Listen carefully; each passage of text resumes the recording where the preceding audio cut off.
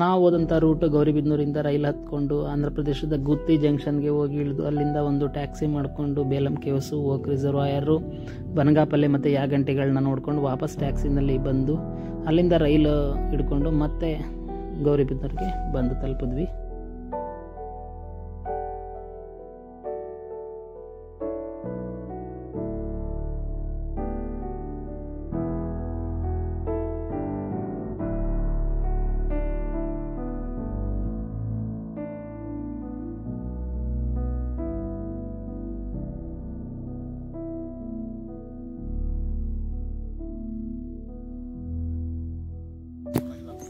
Ticket counter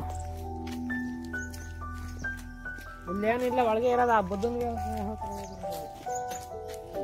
Belum entrance ಪಕ್ಕನೇ ಒಂದು ದೊಡ್ಡ park ಇದೆ. ಆ ಪಾರ್ಕಲ್ಲಿ ಒಂದು ಸುಂದರವಾದ ಬುದ್ಧನ ವಿಗ್ರಹವನ್ನು ಪ್ರತಿಷ್ಠಾಪನೆ ಮಾಡಿದ್ದಾರೆ. ಭಾಳ ಸುಂದರವಾದ ಧ್ಯಾನಸ್ಥ ರೀತಿಯಲ್ಲಿರ್ತಕ್ಕಂಥ ಬುದ್ಧನ ವಿಗ್ರಹ ನೋಡೋಕ್ಕೆ ತುಂಬ ಸುಂದರವಾಗಿದೆ. ಇದನ್ನು ನೋಡಿಕೊಂಡು ನಾವು ಬೇಲಂ ಕೇವ್ಸ್ನ ಬೆಳಗ್ಗೆ 10:30 ಓಪನ್ ಆಯಿತು. ಅಲ್ಲಿಗೆ ಟಿಕೆಟ್ ತೊಗೊಂಡು ಬೇಲಂ ಕೇವ್ಸ್ ಎಂಟ್ರಿ ಆದ್ವಿ. అవును బేలుం గుహాలు పూర్వపరాలు లక్షలాది సంవత్సరాల నాటి ఈ గుహాలు మొదటిసారిగా ఐరోపు వాసి రాబర్ట్ బ్రూస్ పూట్ చేత 1884లో పుస్తకాల్లోకి ఎక్కాయి. 1882 నుంచి 84 శీతాకాలంలో హెచ్డి గేబర్ అనే గుహాల పరిశోధకుడు తన బృందంతో 3 కిలోమీటర్ శోధించి పటగీశాడు. 1989లో ఏపీ ఆర్కియాలజికల్ డిపార్ట్మెంటు అధీనంలో తీసుకుంది. 2000లో ఏపీ టీడీసీ తీసుకుని అభివృద్ధి చేసి 2003 నాటికి పర్యాటకులకు అందించింది. దేశవ్యాప్తంగా వేల కొలది సందర్శకులు నేడు వీటిని చూసి ಆನಂದಿಸುತ್ತಾರೆ. ಇದು ಬೇಲಂ ಕೇವ್ಸ್ ಎಂಟ್ರೆನ್ಸ್. ಬೇಲಂ ಗುಹೆಗಳ ಆಳಕ್ಕೆ ಇಳಿತಾ ಇದ್ದೀವಿ. ಸುಮಾರು 3.25 ಕಿಲೋಮೀಟರ್ ಅಷ್ಟು ಉದ್ದ ಇದೆಯಂತ ಈ ಬೇಲಂ ಗುಹೆಗಳು. ಅದರಲ್ಲಿ ಪ್ರವಾಸಿಗರಿಗೆ 1.5 ಕಿಲೋಮೀಟರ್ ಅಷ್ಟು ಒಳಗಡೆ ಹೋಗೋಕ್ಕೆ ಅವಕಾಶ ಇದೆ. ಈ ಬೇಲಂ ಕೇವ್ಸ್ಗೆ ಬರಬೇಕು ಅಂತ ತುಂಬ ದಿನಗಳ ಆಸೆ. ಮೇಯ್ನು ನಮಗೆ ಈ ಬೇಲಂ ಕೇವ್ಸ್ಗಳ ಬಗ್ಗೆ ತಿಳಿಸ್ಕೊಟ್ಟಂತ ಕುಂಬಿ ಧರ್ಮೇಂದ್ರಪ್ಪ ಅವರು, ಅವರೇ ಇವತ್ತು ನಮ್ಮ ಜೊತೆಗಿಲ್ಲ ಅಂದ್ರೆ ತಪ್ಪಾಗಿ ತಿಳ್ಕೊಬೇಡ್ರಿ. ಅವ್ರು ಕೊಟ್ಟಿಗೆರಾಗಿದ್ದಾರೆ. ಅವ್ರು ಬರಲಿಲ್ಲ, ನಮ್ಮ ಜೊತೆಗೆ ಬರಲಿಲ್ಲ.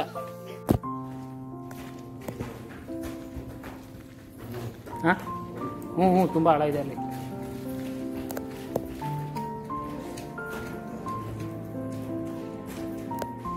ಈ ಬೇಲಂ ಗುಹೆಗಳು ಹೇಗೆ ರೂಪುಗೊಂಡಿದ್ದಾವೆ ಅಂದರೆ, ಭೂಮಿಯ ಒಳಗಡೆ ಅಂತರ್ಜಲ ಹರಿದು ಸುಮಾರು ಈ ಗುಹೆಗಳು ರೂಪುಗೊಳ್ಳೋದಕ್ಕೆ ಲಕ್ಷಾಂತರ ವರ್ಷಗಳ ಒಂದು ಟೈಮ್ ತಗೊಂಡಿದೆ. ಅಂದರೆ ನಾವು ಈ ಗುಹೆಗಳ ಆಳಕ್ಕೆ ಇಳಿತಾ ಹೋದಂತೆ ಭೂಮಿಯ ಲಕ್ಷಾಂತರ ವರ್ಷಗಳ ಇತಿಹಾಸದ ಲೆಕ್ಕದಲ್ಲಿ ಭೂಮಿಯಿಂದ ಲಕ್ಷಾಂತರ ವರ್ಷಗಳ ಹಿಂದಕ್ಕೆ ಹೋಗ್ತೀವಿ. ಇದು ಒಂದು ಬಹಳ ರೋಮಾಂಚಕವಾದ ಅನುಭವ, ಬಹಳ ಸುಂದರವಾಗಿರ್ತದೆ. ಒಳಗಡೆ ವಿಚಿತ್ರವಾದ ಆಕಾರದಲ್ಲಿ ಈ ಒಂದು ಗುಹೆಗಳು ರೂಪುಗೊಂಡಿದ್ದಾವೆ. ಈ ಗುಹೆಗಳನ್ನ ನೋಡ್ತಾ ಹೋಗಬೇಕು. ಸುಮಾರು 1.5 ಕಿಲೋಮೀಟರ್ಗಳಷ್ಟು ಒಳಗಡೆ ಓಡಾಡ್ಬೋದು. ಆ್ಯಕ್ಚುಲಿ ಗುಹೆಗಳು ಆಗಲೇ ಹೇಳಿದಂತೆ 3.25 ಕಿಲೋಮೀಟರ್ಗಳಿಗಿಂತಲೂ ಹೆಚ್ಚಿದೆ. ಅಂದರೆ ಈಗ ಸದ್ಯಕ್ಕೆ ಲೆಕ್ಕಕ್ಕೆ ಸಿಕ್ಕಿರೋದು 3.25 ಕಿಲೋಮೀಟರ್ ಅಷ್ಟೇ. ಆದರೆ 1.5 ಕಿಲೋಮೀಟರ್ಗಳಷ್ಟು ಮಾತ್ರ ಒಳಗಡೆ ಓಡಾಡೋದಕ್ಕೆ ಅವಕಾಶ ಕೊಟ್ಟಿದ್ದಾರೆ. ಇಲ್ಲಿ ಒಳಗಡೆ ಅಂತರ್ಜಲ ಹರಿದು ಎಲ್ಲ ಕೆಸರಾಗಿರುತ್ತೆ. ನೋಡ್ಕೊಂಡು ಹುಷಾರಾಗಿ ಓಡಾಡಬೇಕು, ಜಾರ್ಬಿಡ್ತೀವಿ. ಅಲ್ಲೊಂದು ಕಡೆ ಅಂತೂ ಅಂತರ್ಜಲ ಎಷ್ಟೊಂದು ಜೋರಾಗಿ ಅಲ್ಲಿ ಹರಿತಾ ಇರುತ್ತೆ ಅಂದರೆ, ಮೋಟ್ರ್ ಆನ್ ಮಾಡಿ ಪಂಪಲ್ಲಿ ಹೊಡಿತಾ ಇದ್ರೇನೋ ಅನ್ನೋಷ್ಟು ನೀರು ಜೋರಾಗಿ ಅಲ್ಲಿ ಬಂದು ಮುಂದಕ್ಕೆ ಹೋಗ್ತಾ ಇರುತ್ತೆ. ಹಾಗಾಗಿ ಭಾಳ ಸುಂದರವಾದ ಅನುಭವ ಕೊಡುತ್ತೆ. ಇದು ವೀಕೆಂಡ್ಸಲ್ಲಿ ಬೆಂಗಳೂರಿಂದ ಹೋಗಿ ಬರೋದಕ್ಕೆ, ಒಂದು ದಿನದ ಟ್ರಿಪ್ ಹೋಗೋದಕ್ಕೆ ಭಾಳ ಸುಂದರವಾದ ಪ್ಲೇಸು ಅಂತ ಹೇಳ್ಬೋದು. ಬೆಂಗಳೂರಿಂದ ರಾತ್ರಿ ರೈಲು ಹತ್ತಿ ಮಲಗಿದ್ರೆ ಬೆಳಗ್ಗೆ ಅಷ್ಟೊತ್ತಿಗೆಲ್ಲ ನಾವು ಗುತ್ತಿಗೆ ಹೋಗಿ ತಲುಪ್ತೀವಿ. ಮತ್ತು ಗುತ್ತಿಯಿಂದ ಈ 4 ಪ್ಲೇಸ್ಗಳನ್ನ ನೋಡಿಕೊಂಡು ಒಂದು 100 ಕಿಲೋಮೀಟ್ರ್ ವ್ಯಾಪ್ತಿನಲ್ಲೇ ಒಂದು ಟ್ಯಾಕ್ಸಿ ಮಾಡ್ಕೊಂಡು ಓಡಾಡ್ಕೊಂಡು ವಾಪಸ್ ಮತ್ತೆ ಗುತ್ತಿ ಜಂಕ್ಷನ್ಗೆ ಬಂದು ನೆಕ್ಸ್ಟ್ ರಾತ್ರಿ ರೈಲು ಹತ್ತಿದ್ರೆ ನೆಕ್ಸ್ಟ್ ಸೋಮವಾರ ಬೆಳಗ್ಗೆ ನಾವು ಆರಾಮಾಗಿ ಬೆಂಗಳೂರನ್ನು ತಲುಪ್ಬೋದು. ಬೆಂಗಳೂರಿಂದ ಒಂದು ಡೇ ಟ್ರಿಪ್ ಮಾಡೋದಕ್ಕೆ ಇದೊಂದು ಸುಂದರವಾದ ಸೂಕ್ತವಾದ ಪ್ಲೇಸ್ ಅಂತ ನಾನು ಹೇಳ್ತೀನಿ.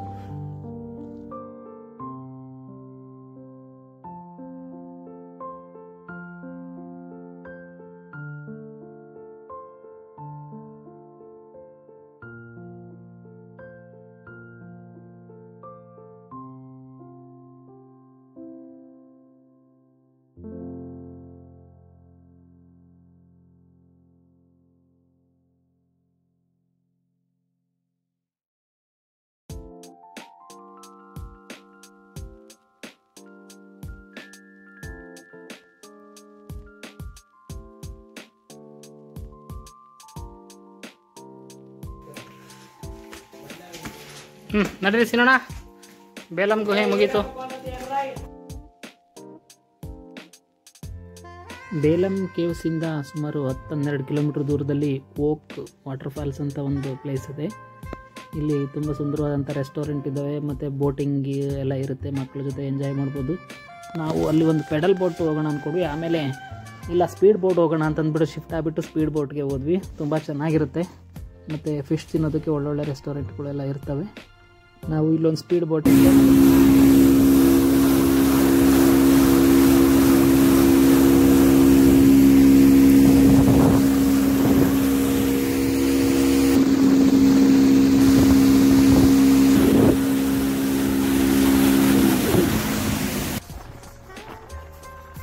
ಈ ಪ್ಲೇಸ್ ಸುತ್ತಮುತ್ತ ನಮ್ಮ ಕಡೆ ಕಡಪಕಲ್ಲು ಅಂತ ಬರ್ತಾವಲ್ಲ, ಅವುಗಳ ಗಣಿಗಾರಿಕೆ ಈ ಪ್ಲೇಸನ್ನು ಸುತ್ತಮುತ್ತ ನಡೀತದೆ. ಆ ಗಣಿಗಾರಿಕೆಯಿಂದ ಉಂಟಾಗಿರ್ತಕ್ಕಂಥ ತ್ಯಾಜ್ಯಗಳನ್ನ ರೋಡ್ ಪಕ್ಕ ಆ ಕಡೆ ಈ ಕಡೆ ತುಂಬ ರಾಶಿ ಥರ ಸುರಿದಿರ್ತಾರೆ. ಅದು ತ್ಯಾಜ್ಯ ಕೊಳೆಯೋದಿಲ್ಲ, ಹಾಗಾಗಿ ವರ್ಷಗಟ್ಟಲೆ ಆದರೂ ಅದು ಎಷ್ಟೇ ವರ್ಷ ಆದರೂ ಕೂಡ ಅದು ಹಂಗೆ ಬಿದ್ದಿರುತ್ತೆ. ತುಂಬ ಬಹಳ ವಿಕಾರವಾಗಿ ಕಾಣಿಸುತ್ತೆ ಈ ಪ್ಲೇಸು ಇಲ್ಲೆಲ್ಲ ನೋಡ್ತಾ ಹೋದರೆ. ಮತ್ತು ಬೇಸಿಗೆಯಲ್ಲಿ ಬಹಳ ಧೂಳು, ತುಂಬ ಧೂಳಿರುತ್ತೆ ಈ ಕಡೆ. ಆಂಧ್ರ ಪ್ರದೇಶದ ಜನ ಈ ಸುತ್ತಮುತ್ತ ಇರ್ತಕ್ಕಂಥ ಜನ ಬಹಳ ಧೂಳಿನಲ್ಲೇ ಬದುಕ್ತಾ ಇರ್ತೀವಿ ನಾವು. ಅಲ್ಲಿಂದ ನಾವು ಮುಂದೆ ಒಂದು ನವಾಬರ ಅರಮನೆ ಅಂತ ಇದೆ, ಒಂದು ಬನಗಾಪಲ್ಲಿ ಅಂತ ಪ್ಲೇಸಲ್ಲಿ. ಈ ಬನಗಾಪಲ್ಲಿ ನವಾಬರ ಅರಮನೆಗೆ ನಾವು ಹೋಗಿ ತಲುಪಿದ್ವಿ.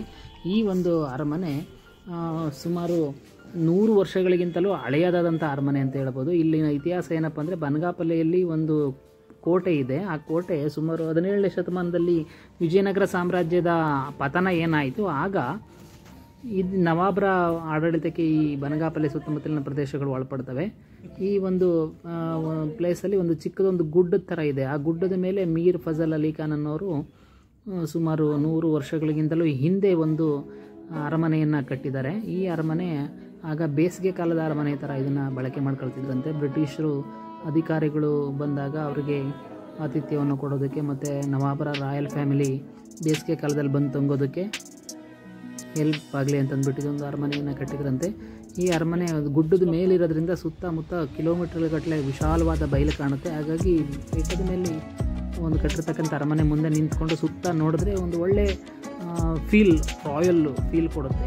ಇಲ್ಲಿ ಯಾರು ವಾಸ ಮಾಡೋದಿಲ್ಲ, ಆದರೂ ಕೂಡ ಒಬ್ಬ ಕೇರ್ ಟೇಕರ್ನ ಸರ್ಕಾರ ಇಲ್ಲಿ ಆಂಧ್ರ ಪ್ರದೇಶದ ಸರ್ಕಾರ ಇಲ್ಲಿ ನೇಮಿಸಿದೆ. ಇದು ಫೆಬ್ರವರಿ 18, 1948ನೇ ಇಸ್ವಿನಲ್ಲಿ ಇದನ್ನು ಒಂದು ವಿಸಿಟಿಂಗ್ ಪ್ಲೇಸ್ ಆಗಿ ತಗೊಳ್ತು, ಸರ್ಕಾರ ತನ್ನ ಅಧೀನಕ್ಕೆ ತಗೊಳ್ತು. ಅಲ್ಲಿವರೆಗೂ ಇದು ನವಾಬರ ಒಂದು ಆಳ್ವಿಕೆಯಲ್ಲಿ ಈ ಒಂದು ಅವರ ಅಧೀನದಲ್ಲೇ ಈ ಒಂದು ಅರಮನೆ ಇತ್ತು. ಇದು ನೋಡೋದಕ್ಕೆ ಒಂದು 150 ವರ್ಷಗಳ ಹಿಂದಕ್ಕೆ ನಮ್ಮನ್ನು ಇತಿಹಾಸದಲ್ಲಿ ಕರ್ಕೊಂಡು ಹೋಗುತ್ತೆ. ನೋಡೋದಕ್ಕೊಂದು ಒಳ್ಳೆ ಫೀಲ್ ಸಿಗುತ್ತೆ ಈ ಅರಮನೆ ನೋಡಿದ್ರಂತೂ. ದೊಡ್ಡದೇನಲ್ಲ, ಒಂದು ಬಂಗಲೆ ಅಷ್ಟೇ, ಆದರೆ ನೋಡ್ಬೋದು, ಒಂದು ಸಲ ನೋಡೋದಕ್ಕೆ ತುಂಬ ಚೆನ್ನಾಗಿರ್ತಕ್ಕಂಥ ಅರಮನೆ. ಎಲ್ಲ ಈ ಪ್ರೇಮಿಗಳ ದಾಳಿಯಿಂದಾಗಿ ಇದರ ಗೋಡೆಗಳ ಮೇಲೆಲ್ಲ ಎಲ್ಲರೂ ಹೆಸರುಗಳನ್ನ ಕೆತ್ತಿ, ಈ ಅರಮನೆ ಜೊತೆಗೆ ತಮ್ಮ ಹೆಸರು ಕೂಡ ಅಮರವಾಗಿಬಿಡಲಿ, ನಮ್ಮ ಪ್ರೇಮದ ಕತೆ ಕೂಡ ಅಮರವಾಗಿರಲಿ ಅಂತಂದ್ಬಿಟ್ಟು ಕೆತ್ತಿ ಎಲ್ಲ ಗೋಡೆಗಳನ್ನ ವಿಕಾರ ಮಾಡಿಬಿಟ್ಟಿದ್ದಾರೆ. ಆದರೆ ನೋಡ್ಬೋದು, ನೋಡೋ ಅಂಥ ಒಂದು ಪ್ಲೇಸ್ ಅಂತ ಹೇಳ್ತೀನಿ. ದೂರ ಹಾಕಿರೋ